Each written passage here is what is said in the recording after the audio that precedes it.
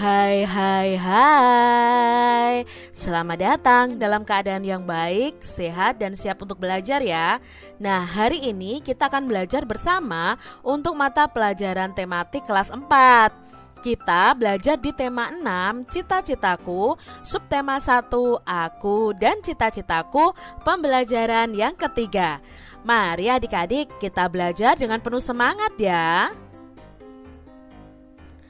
Pernahkah kamu mendengar ucapan berikut? Gantungkan cita-citamu setinggi langit. Nah, kalimat itu mengajak kita agar berusaha sekuat tenaga mencapai cita-cita kita. Artinya, kita harus selalu bersemangat dan tidak mudah menyerah dalam meraih cita-cita kita, adik-adik. Benny berjalan beriringan dengan Made. Made tertarik dengan sebuah gulungan koran anak yang dibawa oleh Benny. "Apa yang kamu bawa, Ben?" tanya Made. "Aku ingin menunjukkan sebuah artikel di koran ini kepada Bu Benny," sambil tersenyum. "Artikel tentang apakah itu, Ben? Aku jadi penasaran," kata Made tidak sabar. "Ini tentang seorang pemuda yang berani, kawan. Walaupun masih muda, ia telah menjadi peternak dan pengusaha yang hebat," kata Benny bangga. "Wah, hebat. Bolehkah aku membacanya sekarang?" pinta Made tidak sabar. "Hanya untuk kawanku. Kau boleh membacanya sekarang sebelum aku memberikannya kepada Bu Guru," jawab Benny sambil mengulurkan gulungan koran anak tersebut kepada Benny. Nah, yuk kita baca yuk isi dari koran tersebut. Isi dari koran tersebut berjudul "Peternak Muda dari Malang." Menjadi pengusaha di usia muda mungkin bukan tujuannya. Ia hanya ingin membangun usaha sendiri, usaha mandiri sesuai kuliah. Seorang pemuda bernama Triyono merintis usaha peternakan bebek potong sejak tahun 2006 dengan modal seadanya. Berbekal ilmu peternakan yang didapatnya dari tempat ia belajar di Universitas 11 Maret, ia memulai usahanya. Usaha peternakan bebek potong ia kembangkan hingga pada tahun 2007. Ia mendapat inspirasi baru. Nah, ketika melihat hewan-hewan kurban, ia berpikir untuk memulai membangun sebuah peternakan sendiri. Untuk mendapatkan dana, ia membentuk sebuah kelompok bersama dan mengumpulkan dana dari teman-teman semasa kuliah. Setahun kemudian, Triyono berhasil memiliki sebuah lahan. Meski lahan itu tak terlalu besar, ia dapat membangun beberapa kandang untuk mulai beternak dan sapi ya di sini ya beternaknya. Nah, setelah usahanya berjalan, setahun kemudian ia mengembangkan usahanya lagi untuk peternakan dan pemotongan ayam. Usaha Triyono kian membesar. Kini ia telah memiliki usaha ternak ayam, bebek, sapi berikut pemotongannya. Ia pun mengolah limbah peternakannya untuk dijadikan pupuk. Meskipun kini usahanya kian membesar, ia tidak cepat puas. Ia bermimpi bisa memenuhi pasokan daging sapi di Jakarta yang saat ini masih impor dari luar negeri. Bersumber dari www.ekonomi.okezone.com. Nah, adik-adik, ini tadi adalah gulungan koran yang dibaca oleh Benny tentang peternak muda dari Malang yang bernama Triyono. Sangat menginspirasi sekali adik-adik ya. Dari bacaan tersebut, siapakah Triyono adik-adik? Nah, Triyono ini adalah seorang pengusaha muda yang memulai usahanya sejak lulus dari kuliah. Apa saja yang telah dilakukannya untuk menjadi pengusaha adik-adik? Yang telah dilakukan Triyono untuk menjadi pengusaha ini, Triyono memulai usaha dari ternak bebek, kemudian dikembangkan ke ternak kambing, sapi, ayam. Nah, dia dapat modalnya dari mana? Dengan menghimpun dukungan dari teman-teman kuliahnya. Kendala apa sajakah yang dihadapinya? Nah, kendalanya apa? Kendala yang dihadapi Triyono adalah modal dan lahan yang kurang memadai. Namun di sini Triyono tidak patah semangat untuk menjalankan usahanya. Pertanyaan berikutnya, apakah mimpinya Triono? Nah, dia bermimpi untuk bisa memenuhi pasokan daging sapi di Jakarta yang saat ini masih impor dari luar negeri. Itu mimpi atau cita-citanya Triono, bisa menjadi pemasok daging sapi di Jakarta. Adik-adik, beternak itu merupakan kegiatan mengembangbiakkan hewan ternak untuk memenuhi kebutuhan manusia. Nah, hewan ternak adalah hewan yang dipelihara manusia untuk memenuhi kebutuhan manusia. Nah, hasil hewan ternak yang dapat dimanfaatkan itu bisa berupa telur, daging, susu, dan kulitnya. Pemanfaatan tersebut tergantung dari jenis ternaknya. Apakah di tempat tinggal kalian itu ada kegiatan beternak adik-adik? Beternak apakah mereka di sekeliling rumahmu? Coba ya kamu amati ya. Nah, adik-adik, di sini Kak Citra punya gambar contoh hewan ternak. Yang pertama ada ayam. Ayam ini dimanfaatkan manusia untuk diambil apanya sih? Nah, dipelihara dan dimanfaatkan manusia untuk bisa menghasilkan telur dan daging. Bahkan bulunya pun bisa dimanfaatkan adik-adik. Jadi bisa dibuat untuk kemoceng dan lain sebagainya. Lalu gambar yang kedua ada sapi. Nah, sapi ini dipelihara dan dimanfaatkan manusia itu untuk menghasilkan susu dan daging. Ada juga petani itu memanfaatkan tenaga dari sapi ini untuk membajak sawah juga ada. Lalu kulitnya pun bisa loh adik-adik dibuat kerupuk. Lalu kulitnya juga bisa dibuat wayang dan lain sebagainya. Gambar berikutnya ada gambar bebek. Nah, bebek ini dimanfaatkan manusia itu untuk diambil telur dan dagingnya juga. Lalu ada kambing. Kambing itu bisa dimanfaatkan ya, karena kambing itu bisa menghasilkan susu. Sekarang ada susu kambing etawa. Lalu kulitnya juga bisa dimanfaatkan, dagingnya juga bisa dimanfaatkan. Hewan-hewan tersebut dipelihara oleh manusia dan dimanfaatkan manusia itu sesuai dengan tujuannya. Para peternak berusaha agar hasil peternakannya itu memiliki kualitas yang baik. Lalu, keahlian apa sih yang dibutuhkan agar usaha peternakan itu dapat menghasilkan hewan ternak yang berkualitas?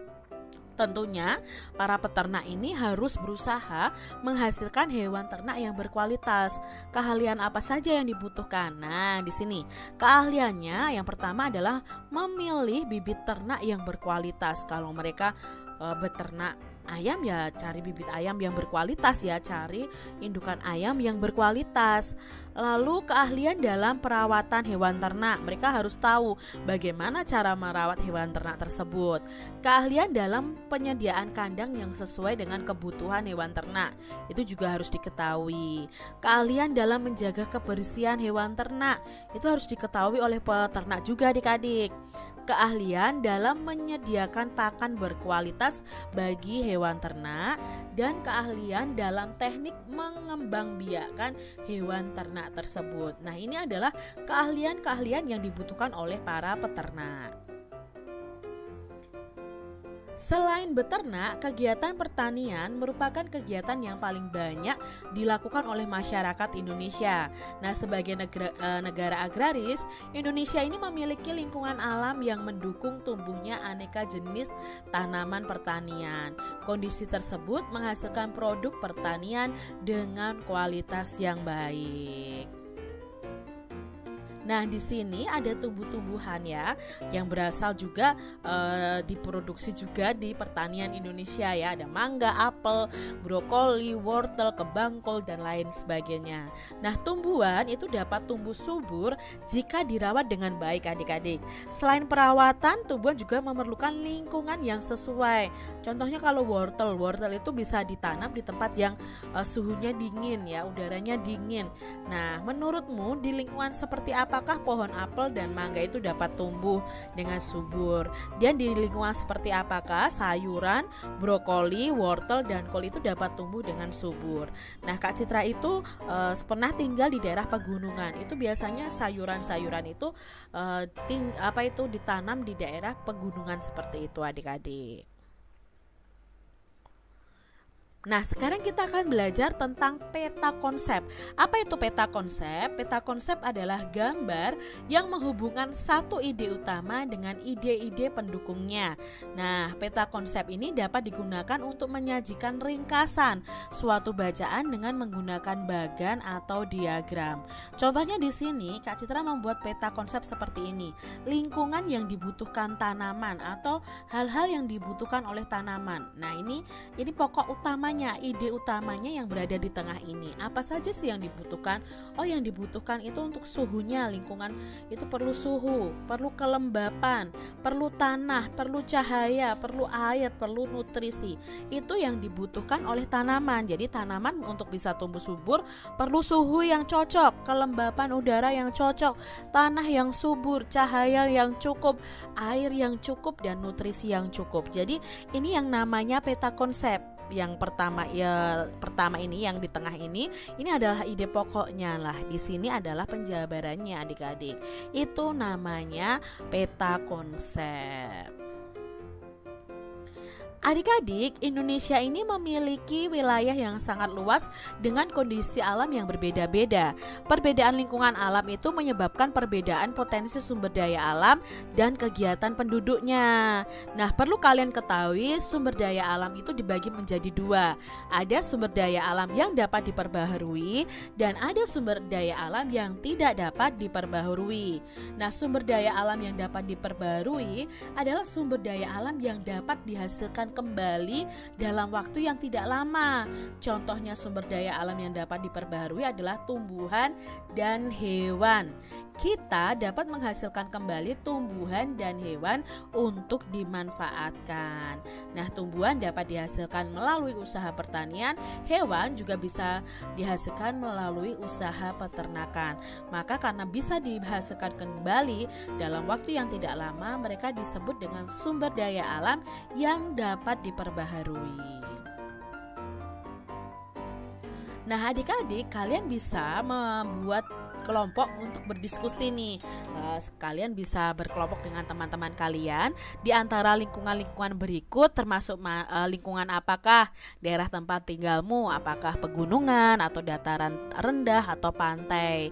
Nah, lalu tuliskan potensi sumber daya alam yang ada di daerahmu dan tuliskan juga mata pencaharian penduduk di daerahmu. Kalian bisa membuat laporan seperti ini nih adik-adik. Bisa kalian kerjakan bersama teman kalian di rumah ya. Nah, Kak Citra punya contoh nih di sini. Contoh tabelnya, misalnya lingkungan daerah tempat tinggal pegunungan. Nah, potensi sumber daya alamnya apa? Oh, biasanya di pegunungan itu ada kopi, ada teh, ada karet, seperti itu. Nah, mata pencaharian penduduknya apa? Biasanya ada pekebun, petani, peternak juga di daerah pegunungan. Lalu untuk lingkungan daerah tempat tinggal dataran rendah, biasanya potensi sumber daya alamnya itu ada palawija, kelapa sawit, dan tebu. Nah, mata pencahariannya biasanya petani, pedagang, buruh, dan lain sebagainya. Lalu yang tinggal di daerah pantai. Nah, di daerah pantai itu potensi sumber daya alamnya apa? Ada ikan, rumput laut, garam, hutan mangrove. Ya, lalu pencahariannya, mata pencahariannya itu biasanya nelayan, lalu perajin, bisa penghasil garam, petambak ya, menambak ikan, seperti itu. Itu contoh dari tabel yang bisa Kak Citra sajikan. Adik-adik bisa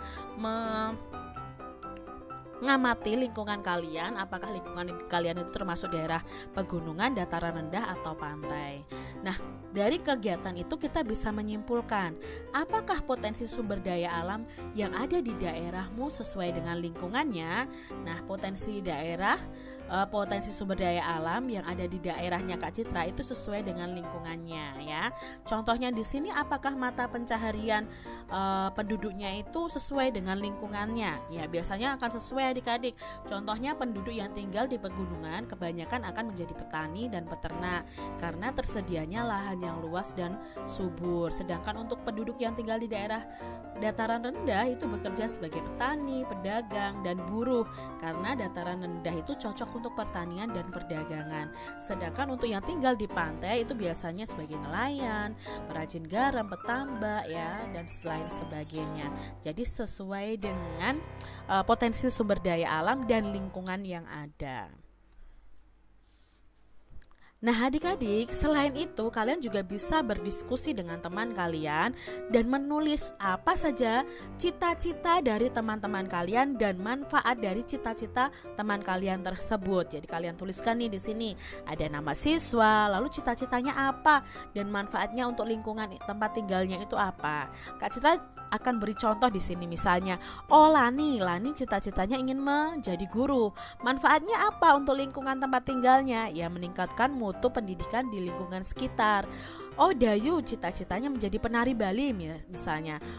Manfaatnya apa? Melestarikan kebudayaan daerah tempat tinggalnya. Siti cita-citanya ingin menjadi dokter misalnya, seperti itu ya. Memberikan layanan kesehatan masyarakat di sekitarnya dan lain sebagainya. Jadi kalian bisa menuliskan cita-cita dari teman-teman kalian nih. Kalian wawancara teman-teman kalian, apa sih cita-cita mereka, dan tuliskan juga manfaat dari cita-cita mereka untuk lingkungan tempat tinggal. Keragaman sumber daya alam, lingkungan, dan pekerjaan serta cita-cita akan memperkaya masyarakat Indonesia. Kini kamu tahu bahwa keragaman itu membuat hidupmu semakin berwarna. Keindahan keragaman dituangkan dalam puisi berikut ini. Ayo kita simak puisi berikut ini. Nah, ini adalah puisi Hidupku Penuh Warna karya De Caritas. Mari kita baca bersama-sama adik-adik. Bukit-bukit itu membiru dari jauh. Laut itu pun membiru dari jauh. Mereka terlihat sama walaupun berbeda. Keduanya indah. Keduanya memesona, walaupun berbeda, keduanya tak terpisah. Aku, kamu, dan kalian, cita-cita kita mungkin berbeda. Bukan siapa yang berlebihan, tapi kita akan bersama meraihnya. Hidupku penuh warna, seperti pelangi di bawah langit.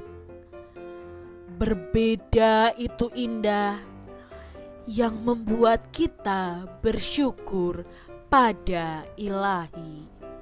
Itu adalah puisi Hidupku Penuh Warna. Coba ya adik-adik ya, mungkin kalian bisa membacanya lebih baik dari Kak Citra. Nah adik-adik, dalam puisi tadi apa sih judulnya dan siapa pengarangnya? Nah judulnya itu adalah Hidup Penuh Warna dan pengarangnya adalah De Caritas. Lalu pertanyaan berikutnya, apakah yang kamu bayangkan ketika kamu membaca judul puisi tersebut? Apa sih yang kamu bayangkan adik-adik? Nah Kak Citra di sini membayangkan keanekaragaman dalam kehidupan, karena hidup penuh warna. Wah berarti ada keanekaragaman nih. Berikutnya, menurutmu apakah isi puisi tersebut? Nah, menurut Kak Citra, isi dari puisi tersebut adalah cita-cita yang beragam itu dapat diraih jika ada kebersamaan.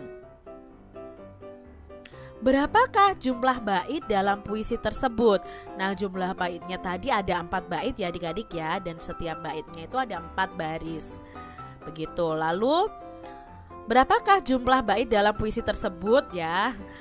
Ini bukan bait tapi seharusnya baris ya adik-adik ya. Nah jumlah barisnya dalam setiap bait puisi tersebut ada 4 baris. Tentukanlah rima setiap bait pada puisi tersebut. Di sini Kak Citra akan memberi contoh tentang rima ya.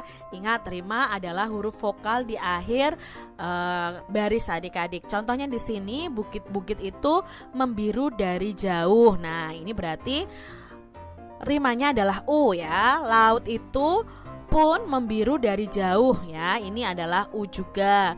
Mereka terlihat sama. Nah, ini rimanya adalah A. Walaupun berbeda, rimanya juga A juga. Nah, dalam satu bait ini ada rima yaitu U, A ya, berarti ini namanya adalah rima pasang karena berpasangan ya adik-adik rimanya. Yang kedua, bait kedua, keduanya indah.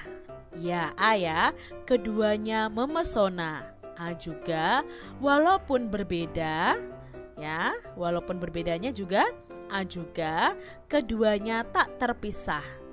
Nah, adik-adik, ini namanya adalah rima terus karena rimanya sama ya adik-adik ya. Kita ambil ini dari bunyi vokalnya, bunyi huruf vokalnya yang terakhir ya adik-adik ya. Ada juga nanti kalau kalian lebih tingkatannya lebih tinggi lagi, kalian akan membedakan berdasarkan bunyinya ya. Di sini ada A, ini ada A, ini ada A, ini ada A. Jadi nanti ada rima yang berbeda lagi seperti itu.